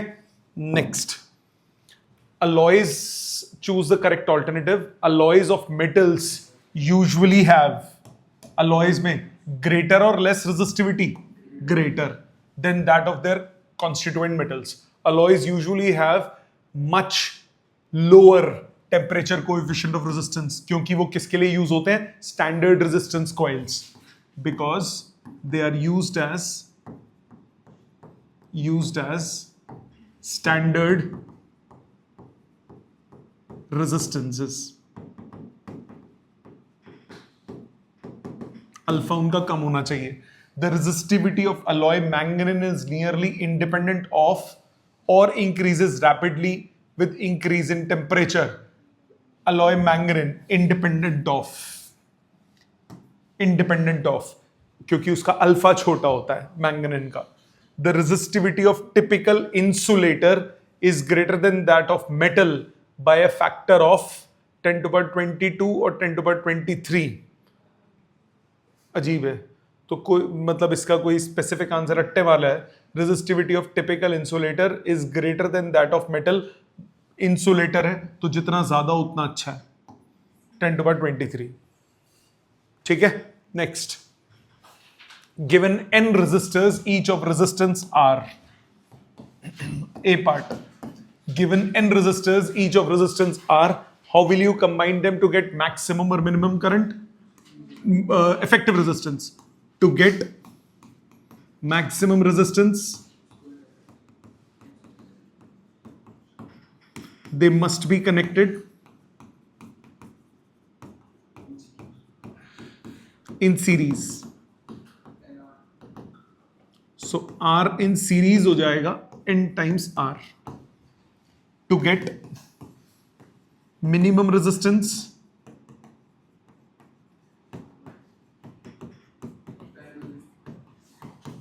they must be connected in parallel. तो R in parallel हो जाएगा R by N. What is the ratio? RS upon RP NR upon R by N. Answer हो जाएगा N square is to 1. ठीक है. B part.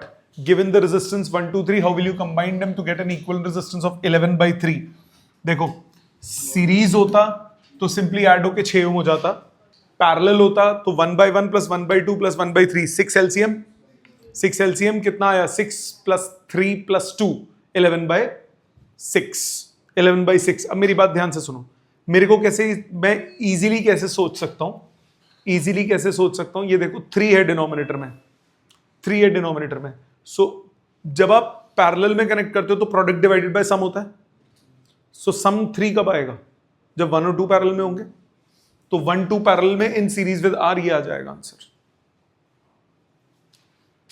11 by 5 किन को add करने पे 5 आता है? 2 और 3. ये पैरेलल में, इसके साथ सीरीज में दूसरा आ जाएगा आंसर. ठीक है. सो बी पार्ट में क्या करोगे? बी पार्ट में फर्स्ट 11 by 3 चाहिए, सो 1 और 2 पैरेलल में, 1 ohm and 2 ohm in parallel in series with 3. Second part में करके देख लो ना, 2 by 3 और 3, 2 by 3 और 3 कितना हुआ? 11 by 3. दूसरे में क्या चाहिए? 11 by 5. सो अब 1 अकेला और 2 और 3 पैरेलल में, हो गया 6 by 5 plus 1, 11 by 5. Third part में चाहिए 6, तो तीनों सीरीज, 1 ओम, 2 ओम, 3 ओम. फोर्थ पार्ट में 6 by 11, तीनों पैरेलल.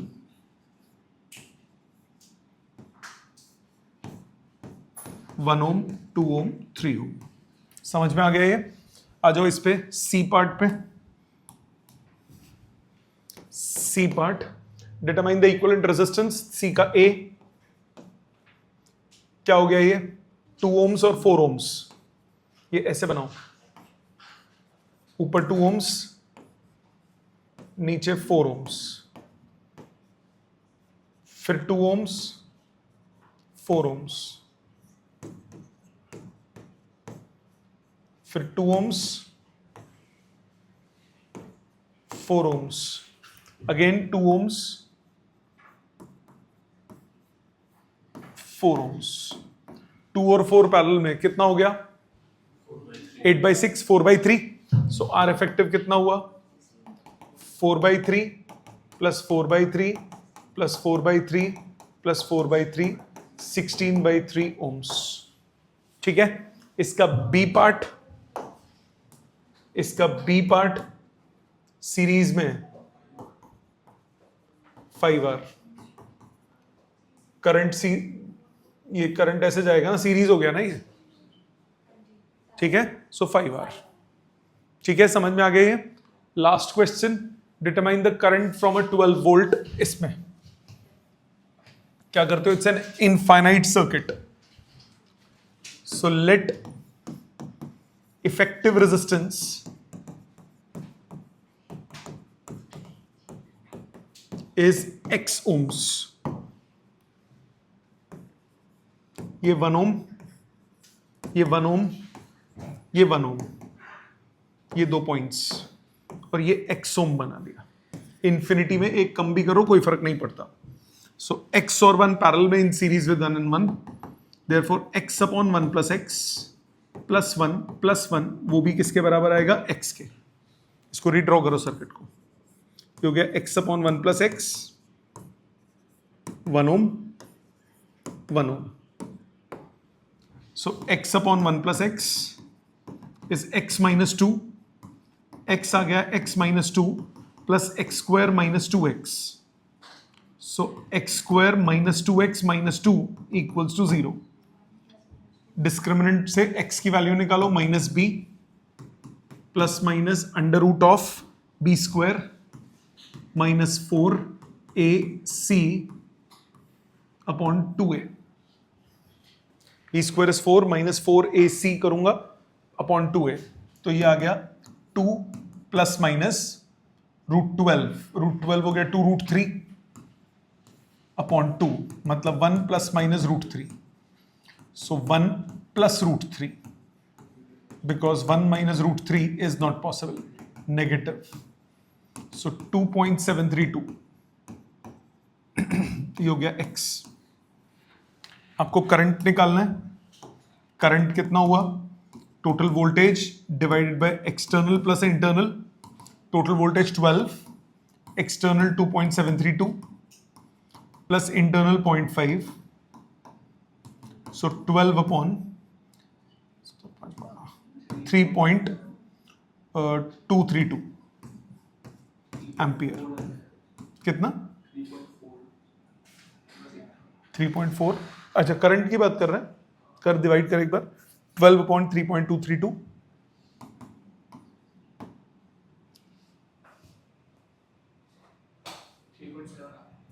3.7 एम्पियर। समझ में आ गई बात। इसके बाद एनसीईआरटी में 2 क्वेश्चंस और हैं, वो पोटेंशियोमीटर के हैं, वो सिलेबस में नहीं है। समझ में आ गया। सो ये थी कंप्लीट एनसीईआरटी। घर पे आपको क्या करना है, जो जो मेरी हेल्प से किए हैं उनको रिपीट करो, ठीक है, दोबारा कीजिए इसको। Thank you very much.